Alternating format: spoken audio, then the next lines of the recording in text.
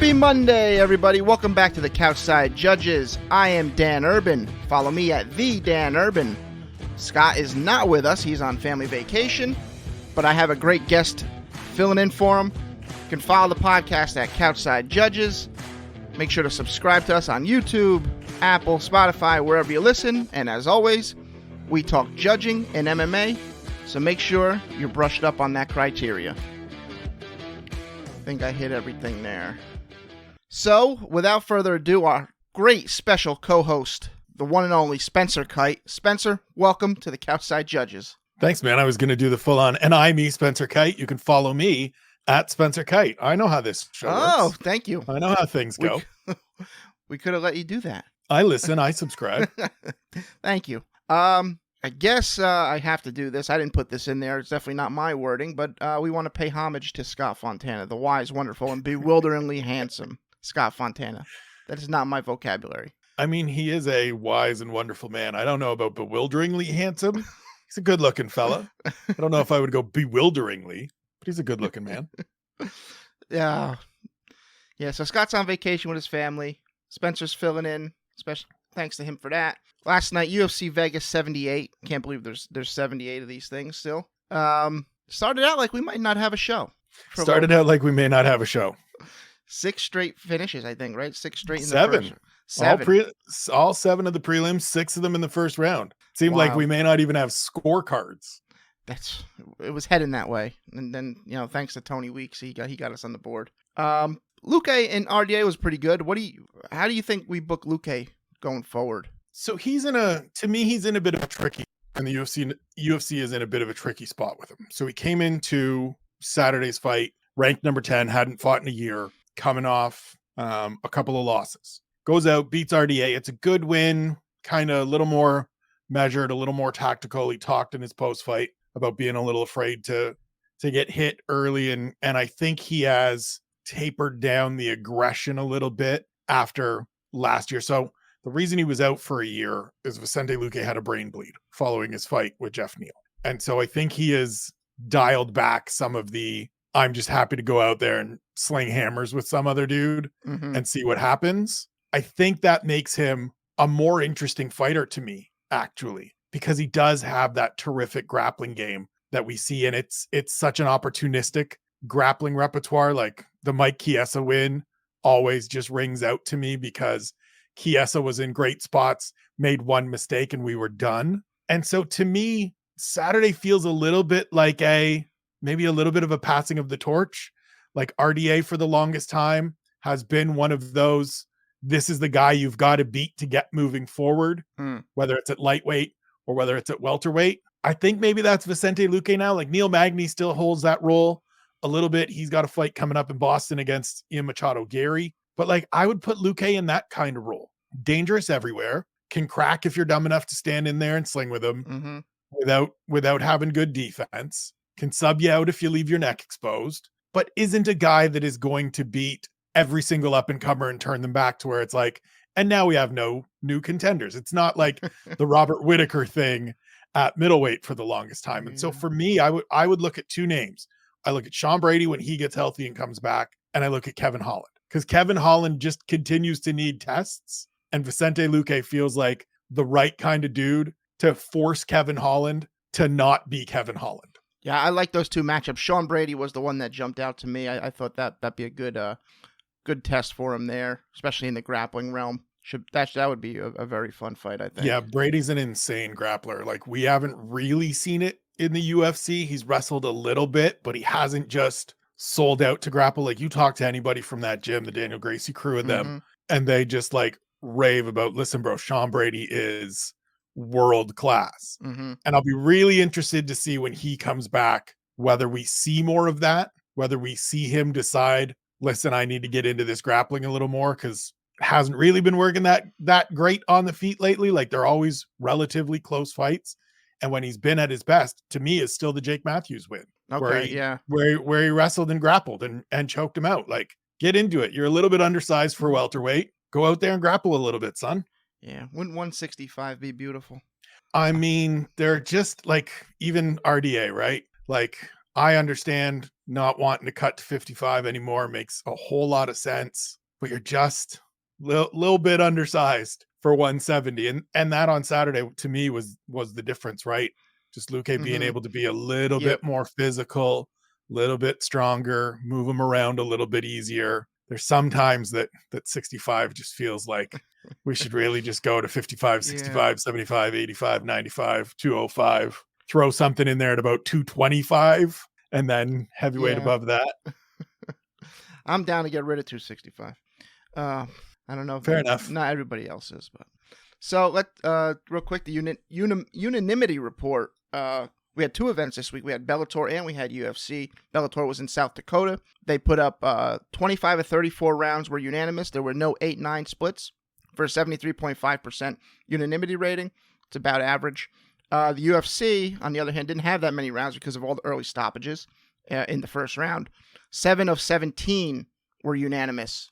2 of them were 8-9 splits for a 41.2% unanimity rating, which is on the lower side that we're typically used to seeing. So why don't we dive into these rounds? We'll start with Swanson and Dawoodu. It seemed they got the most heat on social media. Yeah, I saw you posted every everyone calls it a close fight until the scorecards are read, and then it's a robbery. It's just hilarious to me, right? Like the round ends, everybody floods to Twitter and they're like, ooh, close round. Not sure who got that one. Could go either way. And then when the fight goes to that situation where it could go either way and it goes against the guy that they were rooting for, it's like, how could these judges?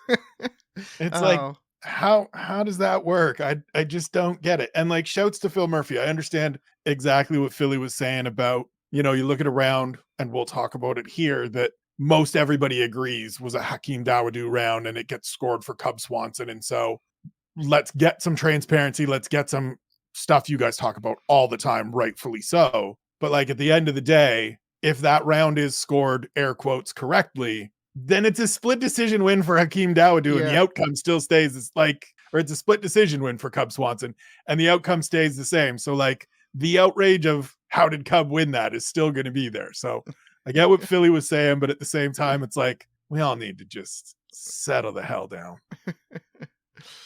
So we got 2 rounds from this fight, rounds 1 and round 2. Why don't we dive into round 1? How'd you have this one, Spencer? So I had it 10-9 for Swanson. Admittedly, this whole fight to me was a close, competitive fight. And the difference maker for me in round 1 was that early triple jab right hand. Because it was the one that really sort of sings out and rings out for that 5 minutes as the big telling blow. And in a round where everything else felt relatively level and relatively even, and I'm not going to get into stats because stats are dumb. Exactly. Yeah.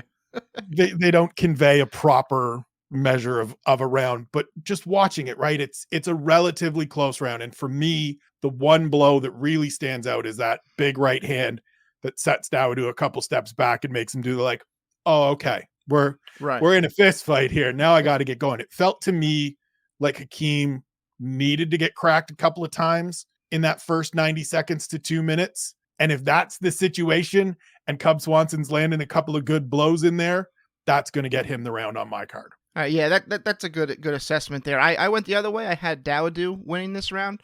That big right hand off the triple jab moves him across the cage, basically. Solid moment there. But I thought throughout the round, Dawodu was able to land good shots upstairs, had good leg kicks when Swanson was missing. He was somehow finding the legs right away, which I found pretty impressive there. I thought he went good to all targets. Swanson had the good moments, as you mentioned. Probably the hardest shots of the round. But I do like it for Dawodu. I think he did land with good enough impact, and I thought he landed probably slightly more. So I'm with Dawodu, 10-9. I mean, it's one of those rounds where, and I know people hate this, right? But it's one of those rounds that depending on where you're sitting around that octagon and depending on what it looks like from your vantage point, I can 100% see a round like this for either guy. And so when, again, to what we were talking about off the top of this, when you look at it and go, hey, super close round, you can't then get upset that judges were were differing opinions because of vantage points and really subjectivity and preference. Exactly.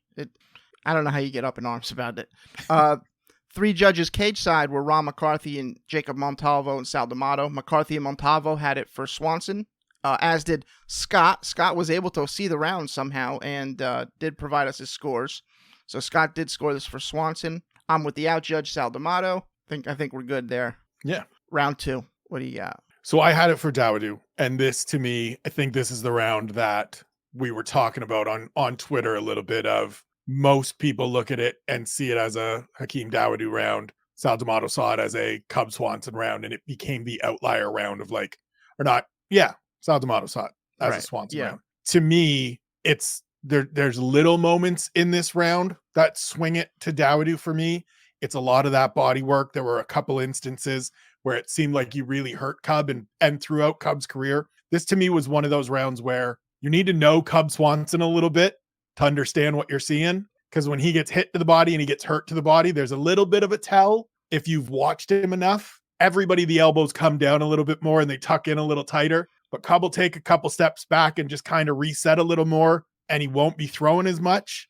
And we saw that. And to me, that was the tell that, okay, those shots landed hard. Those landed clean. I thought there was more overall impactful striking from Hakeem Dawodu, both in terms of the hands, as you said in the first round, finishing a lot of combinations with those heavy leg kicks, good kicks to the body. He gets the round for me. All right. I went the other. No, I went the same way. I was just ready to go the other way, but no, I went the same way. I actually do think this is a pretty close round. Like you mentioned, Dawodu worked the body well. Definitely had Cub a little bit hurt there. But I think Dawodu wins this because of his clinch work. At distance, Cub was landing pretty decently, but in the clinch, Dawodu's landing some good knees. Had a couple Storley knees mixed in. But for the most part, he's landing some pretty solid ones to the body. And I think the thing that swings it, right, is that exchange at the end of the round where they just decide, the hell with it, we're going to throw. And Cub lands some good shots and backs up Dawodu. And so if we're looking at this and all the way through for 4 minutes and 30 seconds, we're going, this is pretty tight. And then Cub Swanson lands some big shots towards the end. I can understand. I'm not going to get fired up and be like, there is no possible way. There's a way. There's definitely a way there. Those shots that Swanson landed, it appeared Dawodu got maybe a wee bit staggered. And that could sway things, especially if you're cage side, you see, what's going on there? You got a little bit of a better view than us at home. Well, and that's one of the things when I talk to people about this is like, you don't understand what it sounds like sitting there. The difference is that you hear of the thudding shots and the reactions and the gasp of, when one of those blows lands, like you can tell a lot more from the sound of it sitting cage side than you can sitting at home with commentary on, where you don't hear you'll hear some, but there's a bunch that you don't. And it's those ones that you don't that are often the blows that change the way rounds are scored. Exactly. So the judges had it this way. McCarthy and Montalvo were both with Dawodu, and as mentioned, Sal D'Amato was on Swanson. Swanson got the unanimous decision, 29-28 on all 3 cards. One of those unanimous 29-28s where you're hoping they're all the same. But we weren't there. Especially Scott and I hoping. But wasn't meant to be. Let's get back to the main event. Vicente Luque got the unanimous decision win over Rafael dos Anjos, 49-46 and 48-47 on 2 cards. Rounds 1, 3, and 5 were split. Let's get into it. Round 1. So for me, and this pertains to pretty well every round we're going to talk about today, it's a close round. Yeah. It's a good competitive round where you're really kind of splitting hairs and you're really parsing little moments. And to me, RDA is a little more active, the forward pressure. He's putting it on, not in a overwhelming Vicente Luque way, but he's doing the RDA thing where he's hammering home a couple of right hands and then getting in on a takedown. And in a round where, again, same as all of these are going to be, where it's super competitive, it's super close, both guys have their moments, those few, it's probably 3 strikes for me that differentiate this. And I didn't do an actual number tally of what are the blows that really swing this, but it's not much more than that. And so it's a couple of good shots in a couple of spots where I think Luque, as he admitted to afterwards, was just a little bit hesitant out of the gate. I think he built into this fight really nicely, but in that opening round, it just felt to me, watching it live and watching it back, that RDA is just a little bit ahead of him. Yeah, RDA started a little bit better. I agree there. I scored it for RDA as well. That guillotine at tackle 8 helped. I thought that was pretty solid. Luque was able to escape. And then this is the portion of the round where he escapes and gets RDA in that turtle position, and he starts landing some good shots. You know, the way Fedor got knocked out by Dan Henderson. These shots are pretty strong. I could totally see someone going for Luque. Close round, but I'm on 100%. RDA. Similar to that second round with Cub and Hakeem Dawodu, right? Where you get to those late stages, it's really close, and Luque finishes up with those big, heavy shots, and you go, this is the guy. Mm-hmm. I get it. Makes sense. It's fine. Junichiro Kamijo, Ron McCarthy scored this one for Dos Anjos, and Sal D'Amato was the out judge who scored this one for Luque. Moving on to round 3. Yeah, for me it's Luque, and again, and I know I sound probably like a broken record, and people are like, thanks for the really sharp analysis, ESK. It's just a close round.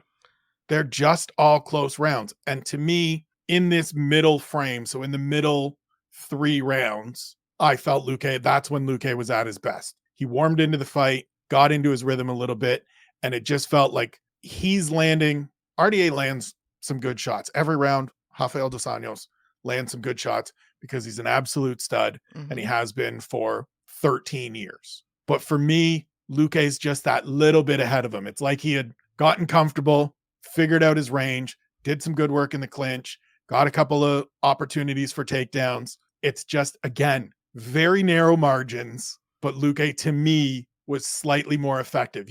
For me, it's some of it is just watching body language, and it feels like there are more times in that round where you can kind of see Dos Anjos up against the fence and in space, making that like, God, what am I going to do here? Face of like, I just can't quite get away from him. I just can't quite get off the way that I want to. And in a super close round, again, where there's not a lot separating them, feel like Luque did just a little more.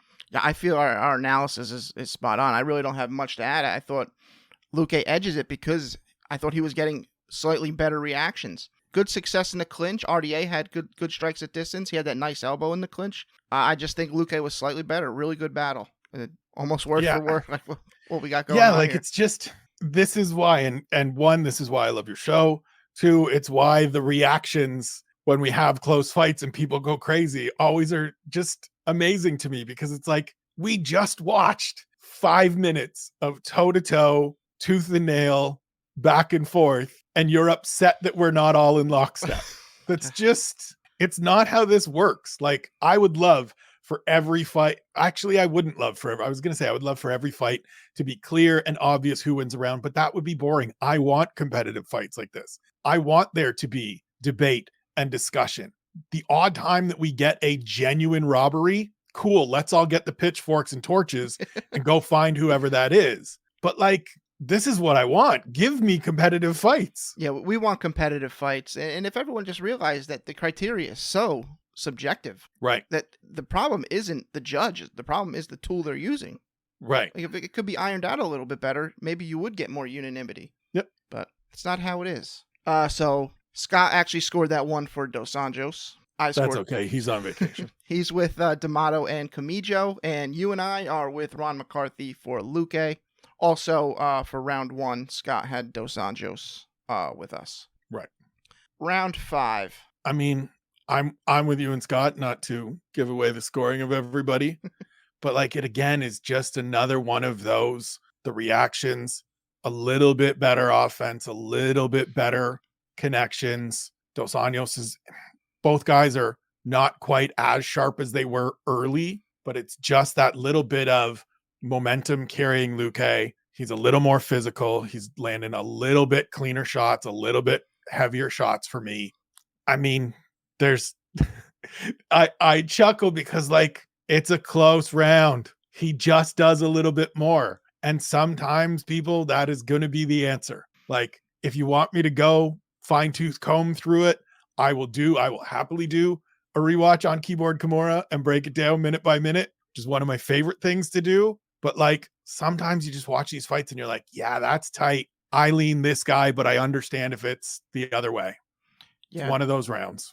This is a close round. And before the round, RDA's corner tells him, listen, get rested in the first portion of the round so you can go hard the rest of the round. Right. I think he waited too long to go hard because in that last 40 seconds, RDA really comes alive, goes on the offensive, and really does narrow the gap. I just think he allowed Luque to build enough of a lead up until that point, and Luque held on to it. So that's why I'm on Luque.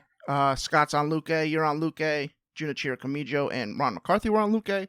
And Sal D'Amato was the out judge for Dos Anjos, which can totally see. Sal D'Amato with an outlier day in Las Vegas. Mm-hmm. And that's Saturday. All right. These were close rounds. Oh, it's going to happen. 100%. So. Just, it's interesting that it's each of these rounds that we're talking about. So rounds 1 and 2 of Swanson Dawoodu, he's the outlier. And then 2 of these 3 rounds that we're talking about for Luque and RDA, he's the outlier. Sal D'Amato's a fantastic judge. Like, for everybody that jumps online after these shows and picks whoever it is. And right now it's been Sal. A couple of years ago, it was Chris Lee. Like, Sal D'Amato's a fantastic judge. Like, you folks need to go and sit down and watch this stuff from their vantage point. And honestly, if there's one thing any MMA fan that wants to get on Twitter on fight nights and shout about judging, find a local show, talk to the promoter, see if you can get as close to cage side as possible, and sit there and try to score it.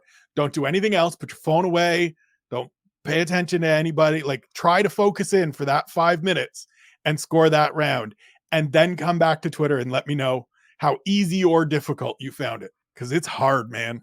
It's difficult being in. I mean, this was the apex. I was going to say a packed arena with people going crazy. This was the apex. It wasn't exactly a packed arena with people going crazy. But it's difficult. Like, we're sitting at home with second screens and maybe third screens. And give these guys a break. Also, I want to mention the UFC Apex events, or probably all UFC events, the 2 of the 3 judges get put on door panels. So there's an extra pad in their way that they got to navigate around. Right. If you watch back a bunch of those last 2 rounds, you'll see Sal D'Amato constantly doing this one, craning around, and nobody can see it because we're just an audio podcast, but craning around a door panel to try to see what he's looking at. You would think there's 6 really important. You got the commentary team who needs a clear view. The 3 judges need a clear view, and the 2 corners need a clear view. The other 2 panels can go out to other people that don't have impact on the fight. Right. So it's kind of crazy they still stick them on 2 door panels. But moving on. I may have to draw that out one day just to like figure out where the best place for everybody is, because I've never actually done it, and I've been and seen it, and obviously we see it on TV all the time, but like, this is where I would place everybody. That would be nice. Yeah. If you ever do that, let me know. I'd love to see something more for me to work on. Moving on, we got Jacqueline Amorim defeating Montserrat Conejo Ruiz via round 3 TKOs, elbows, and punches. No debate who won this round. These are just to which degree. 2 rounds from this fight. The first 2 are 1 and 2. What do you got for round 1? I mean, this is the clearest 10-8 I can remember in quite some time. Like, just absolutely no question 10-8 in both round 1 and round 2. I'll bunch them together. Let's just bunch them together. Jacqueline Amorim comes out, puts Montserrat Ruiz on the ground within, I don't know, about 30 seconds. Mm-hmm. Dominates from there. She never gets back to her feet. She's landing ground and pound, interspersed with chase and submission attempts. I saw this morning as I was prepping, somebody mentioned that Amorim had more submission attempts than Ruiz had significant strikes in each of those rounds. And so it's just one of those, like, as I said, like, Sean Sheehan tweeted out yesterday after those scorecards came out. So the 3 officials, and you have it there, Junichiro Kamijo, Ron McCarthy, and Tony Weeks. Sean tweeted out MMA judge, boxing ref, which is very much correct. And the thing to me was, not only is Tony Weeks a boxing ref, but he's someone who started judging years ago. And so is kind of, feels like, anchored to that old system of, we barely ever give out 10-8s and you got to be near death and don't even talk to me about 10-7. Because that's what this feels like. Like, this was the clearest set of 10-8s I can remember in quite some time. And for Tony Weeks to just phone in a 10-9 in each round is laughable. Yeah, and I think these are the 2 worst scores of the night. Yes. 10-9 here, it just feels like you said, just we're not, eight's unachievable. It was what it feels like. She had domination for 9 minutes of these 2 rounds combined. Good damage. armbar attacks, omoplata attacks. She had the rear naked choke at the end of the first round. I think this is just easy. You have all 3 Ds for each round. Yeah. Like, to a good degree. You know, even the commentary's talking, is this a 10-7? Yeah. Yeah, when there's even and like, I don't think it was. I don't think we're very often going to get there. But like, I know I said earlier, numbers are stupid and don't listen to the strikes landed in that during the broadcast. But like, to look back at it just as a framework here for the round, Jacqueline Amarim, 30 of 44 in significant strikes in the first round, 4 minutes and 14 seconds of control time, 2 submission attempts.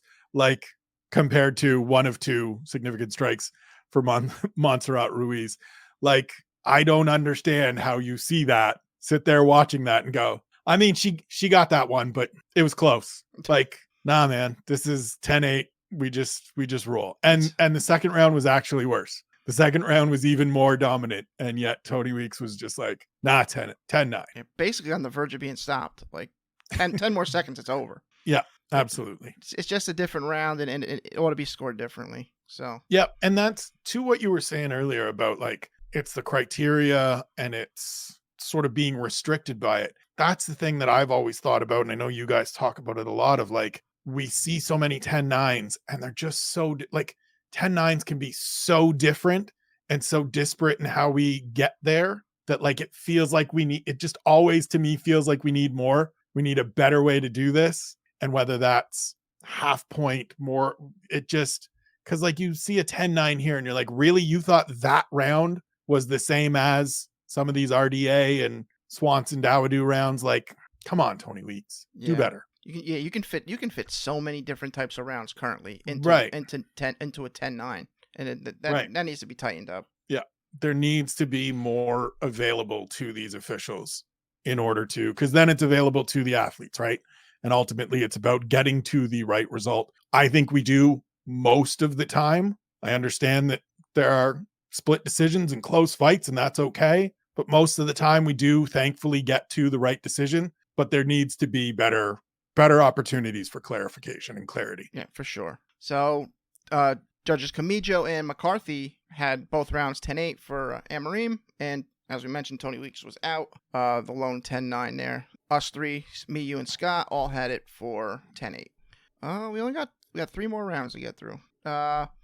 First one comes from AJ Dobson defeating Tefan Chukwi via unanimous decision, 29-28 times 3, where 2 of the rounds were split. Another one of those. I love to say it, but rounds 1 and 2 are the splits here. Round 1. So for me, it's Tefan Chukwi, and again, I'm going to the same thing I've said throughout all of these round reassessments. It's a close round. It's a little bit more power. It's a little bit more impact for me with those leg kicks. Excuse me. Tefan Chukwi is just a gigantic human being, and when he kicks you, it lands a little different. And there were just in a round again where it's close and both guys are throwing, both guys are landing at different times. The fact that he's landing with a little bit more impact edges the round ever so slightly in his favor for me. Yeah, I'm on Chukwi as well. This really was a round of light kicks, and it's evident that Chukwis are landing a lot heavier. Seems Dobson's just kind of touching. Few have some good steam on them. You know, it's a really close round. Both land body kicks. Really not many punches landed up top for either guy. I do remember a decent jab early from Chukwi. It's the end of the round that makes it interesting, I think. And Chukwi lands the body kick, but it gets caught and he gets swept to the ground, and Dobson lands a couple of strikes there. For me, it didn't sway it over to Dobson, but I think it's a very close round. Yep, agreed. So Scott and I had it for Nchukwi. You had it for Nchukwi with the outjudge Sal D'Amato. That means it is a couch side override. Meow, meow, meow, meow, meow. Did my best, Scott. Ron McCarthy and Jacob Montalvo scored that one for Dobson. Moving on to round 2. I mean, for me, it's sort of a flip, right? It's Chukwi gets a little bit less active. He's a little bit less effective. And AJ Dobson, again, is kind of warmed into the fight. He's figured out the things that are working for him. He starts mixing it up a little more. He's jabbing to the body. He's throwing the hands a little more. He's landing more to the head. It's not just a kick battle. I think there's another instance where he catches a kick and sort of dumps Tefan Chukwi for a moment. It's just a little bit more effective. It's a little bit greater output. It's a little bit greater land rate and connection rate to me. And just Tafon Chukwi not quite doing enough to claw all the way back. It's not one of those rounds where there's a bunch of big blows where you're like, these 3 shots are clearly the reason that you have to go AJ Dobson. It's a close round where it's a close fight where neither guys really landed anything big. It really was a kickboxing match in space. But for me, in the second, Dobson does a little bit more, mixes it up a little well. Chukwi isn't throwing as much and landing as much with as much success as he did in the first. So it's AJ Dobson for me. Yeah, I think you nailed it right there. I think Chukwi's volume and output is just down a bit this round, and that's really the difference because Dobson continued to land his kicks. Chukwi did well blocking the punches upstairs, and he had some of his kicks here and there. But I do think this is a Dobson round. 10-9, as do you, as does Scott, as do I, as does Sal D'Amato. The out judge. That means another couch side override for Sal D'Amato. Meow, meow, meow, meow, meow. And McCarthy and Montalvo had it for Chukwi, which I don't really have any beef with. It's close round, lower output. What can you do? And our final round, the final of 10 rounds. Yasmin Lucindo defeating Poliana Viana via round 2 submission, arm triangle. Round 1 is the split round here. What do you got? For me, it was Yasmin Lucindo, and it's one of those rounds, again, I talked a little bit earlier about body language and sort of reactions. And to me, that's where I see the difference in this one. There's a few spots where Lucindo lands well and clean, and you can just kind of see Poliana Viana being like, I didn't want to do this. I didn't want to be in one. I didn't want to get punched in the face. I didn't want to. This 21-year-old is all over me and just is happy to stand here and punch me in the face. I think Yasmin Lucindo lands. It's in terms of numbers, in terms of just watching it and output and overall connections, it's pretty close. And it just comes down to the weight of those blows, the impact of those blows. And for me, as I said, watching some of those reactions, seeing some of how those shots land and the way that Viana turns out or the way that she takes a couple pauses back, that shows me that that Lucindo is landing the better blows, the heavier, more telling blows. And for me, that gets her the round. Mm-hmm. Yeah, I think, Lucindo, she cracked her early with a left. Viana does land a leg kick right after that and then has a good flurry. I was like, oh, that's a pretty good flurry, which led right into her getting a takedown. But she did absolutely nothing there. She just got stalemated pretty much. They got stood up. We'll leave the discussion about stand-ups later. But I'm happy to have that discussion anytime you want. Once they're stood up, Lucindo, gets her own takedown in that leg drag position. That's not a fun place to be in. You can only go one way, which is expose your back. She landed some good shots to end the round. It's decently close, but I do like it for Lucindo as well. As does Scott, Junichiro Kamijo, and Ron McCarthy. Adelaide Bird was the out judge for Viana. I can maybe get an argument there, which I could probably get behind, but I think the better scores for Lucindo. Agreed. So like we mentioned, we did have quite a few finishes. UFC gave us 9 in total, 6 by TKO, 3 subs, 7 of them in the first round. Bellator had 7 finishes, 4 TKOs, 2 subs, and 4 in the first round. Do you have a favorite? So I have 2. All right. Always. So I've been fortunate to build a little bit of a relationship with Khalil Roundtree Jr., just speaking to him before all of these fights. So happy to see a guy that I've watched grow and develop in the UFC go out and have a great performance. That left hand is just, when he's dialed in and he's throwing, it's scary good. He's so quick with his hands. There were several spots before the knockdown that you could see Chris Daukaus be like, kind of similar to the Polyana Viana thing of like, oh man, I got away from the power of Derek Lewis and Curtis Blades and Jairzinho, like these great big Goliaths that are hitting me. But now I'm dealing with the speed of this dude. Yeah. And then the left hand came and it was just like, oh, we're done. Yeah. Like we're done here. It's over. We're done.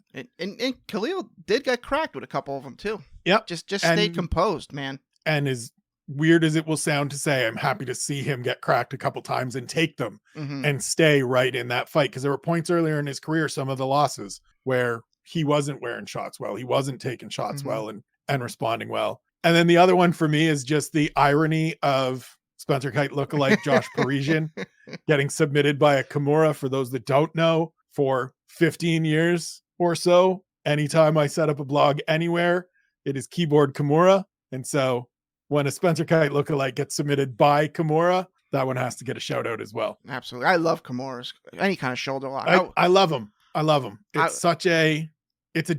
don't see them that much. It's a difficult hold to finish. We had a beautiful Kimura sweep at one point in this event, which was great to see. And it's the one submission that your guy, my guy, Jimmy Miller, is still hunting for in the UFC. Every time I talk to him, he's like, still haven't hit one in the UFC, and I got to get one before I go, because it's his move in the gym. It's his go-to in the gym. And I know he wants one in the octagon. Spoiler alert, that's how Jim Miller subs Islam to win the belt with a Kimura. That's my pick. There we go. My favorite sub was Damone Blackshear getting a twister over Jose Johnson, the third twister in the UFC. Great setup, great finish, and a rare thing to see, just like the Kimura. Fun fact, I was in attendance for the first twister in UFC history. That's awesome. Chansung Jung, Leonard Garcia out here in Seattle. In their rematch, they had the Donnybrook and the WEC, and everybody was like, it's going to be the same, doing it again. And the zombie just absolutely trucked Leonard Garcia and then hit a twister. And we were sitting on media row, and there weren't a lot of us in the Key Arena, now Climate Change Arena. And as he was setting it up, it was like, holy shit, is he going to hit a twister? Like, are we going to find, and he hit it, and it was beautiful. And there you go. Were you able to hear Joe Rogan going insane? No, thankfully. Thankfully, far enough away that I didn't have to hear Joe Rogan screaming. I don't think I've ever watched that fight back either, so I haven't listened to the commentary of it. I just assume he goes bonkers. I can't remember. I don't even know if I hope he's on it, because then that would sound stupid if he wasn't. He was on it. It was back in the Goldberg Rogan days. So I think that wraps up UFC Vegas 78. Again, this weekend coming up, we got two events. We have PFL on Friday night, 9 p.m. Eastern main card. And then we have UFC 293 Saturday night at 10 p.m. 10 p.m. main card. It's a pay-per-view. PFL 8 looks like it's the heavyweights and women's featherweight semifinals. Heavyweights Heenan Ferreira versus Maurice Green, and Dennis Goltsall versus Jordan Heiderman. Any interest in these fights? I mean, not a ton in the heavyweights. Jordan Heiderman looked okay on the Ultimate Fighter. Mo Green, crochet boss, always a name to remember that rings out that you remember, but not really. Okay, and then the women's side, I'm a little more interested. Larissa Pacheco has looked very good throughout her time in the PFL, obviously beating Kayla Harrison last year, and Amber Liebrock can crack. She can also get cracked, but she can crack when she wants to, and so I'd watch both of those fights. Okay, so yeah, we got Pacheco versus Elena Kolesnik, and then Marina Mokhnakina versus Amber Liebrock for the women's featherweight semis. It's going to be in New York, I believe. Is it in New York? The 18th? Yeah, New York. They have two events there. New York is going to have the 18th, and the following Wednesday they have another one. But moving on to the what I'm looking forward to this weekend. UFC 293 on Saturday night. Sean O'Malley versus Aljamain Sterling for the 135-pound title. I think this is going to be a good one. I still believe the best part of that stare down in Newark was Merab putting on the jacket, and I hope 100%. So I don't have any picks yet, but I am excited for a fight here. Yeah, this is a really good card. I'm going to be that nerdy stickler, dude. It is 292. 293 is in Sydney. Oh, it's not 292. Just to keep everybody on point, so they're not wondering what the hell you're talking about. My bad. That main event is amazing because it's going to answer so many questions about Sean O'Malley that still linger for me. Love the co-main event. Always happy to see Zhang Weili compete. And then there's just a whole bunch of stuff throughout the rest of the card that I'm looking forward to. I know there will be people this week that do the oh, cool, the Ultimate Fighter finales, as if no one cares. But it's been a good season. It's been entertaining. So the second one will be on there. They just haven't released it. The second one will be on there. They just haven't released it. The Gotcha. Episode airs on Tuesday. We'll get that bantamweight fight, Brad Katona end, as of right now, to be announced. All right. Either Cody Gibson or Rico DeSchulo. Yeah, so some of those other fights are, you got Marlon Vera versus Pedro Munoz at 135. That should be pretty fun. Neil Magny versus Ian Gary, a big test for Gary there at 170. Then we got GM3 versus Andre Petrosky. This is a fight up. This is probably one of my sleepers. I was going to say, I know you put this together because that grappling match is on there. I'm very much looking forward to it as well. I'm sure there will be people that look at both of us and are like, really middling middleweights is you're really interested in it. Andre Petrosky's looked good. 4-0 in the UFC. GM3 is always a tough out. My hope is that we just get a grappling match. Yeah. Like get in the octagon and have a no-gi grappling match. Let's go. Let's go. Chris Weidman makes his long-awaited return. I think almost over 2 years out, right? With broken leg. Yeah. And he's not getting an easy test on his return at all. Super tough Brad Tavares. And then you added a couple fights here. I added Silvamania to open the card. Okay. Karina Silva against Marina Moroz. Rematch they fought a bunch of years ago. Marina Moroz won by armbar in the opening round. Karina Silva has looked outstanding in 2 fights so far in the UFC. The knee bar on Ketlin Souza last time out was grisly and awesome at the same time. And then Natalia Silva and Andrea Lee. I think Natalia Silva is the goods. I think she is going to be a contender at flyweight here. Probably starting after this fight. I have a feeling this is going to be the fight where people go, okay, now I really got to pay attention. Her debut win over Jasmine Jasudavicius has continued to age really well as Jazz has gone out and had some success. Wild to me that Jazz is ranked and Natalia Silva isn't. Rankings are rankings, similar to the stats and the striking stats during broadcasts. But I think both of these fights will be really great to open up the show. Yeah, I think we're going to have a good card. Any pick that you think Scott and I will be discussing? Any fight? Ooh. That most likely to give us a contested round. I mean, any fight involving Marlon Vera has the possibility to produce a contested round because he's such a low output, high impact striker. I can see some of the rounds, depending on how they go, GM3 and Andre Petrosky, providing some close rounds, like just real tooth and nail grappling. Somebody lands 4 strikes, somebody lands 5 strikes. Which are the better strikes? I can also see, quite honestly, I can see the main event being one of those fights again, because Aljo's just allergic to being in clear fights.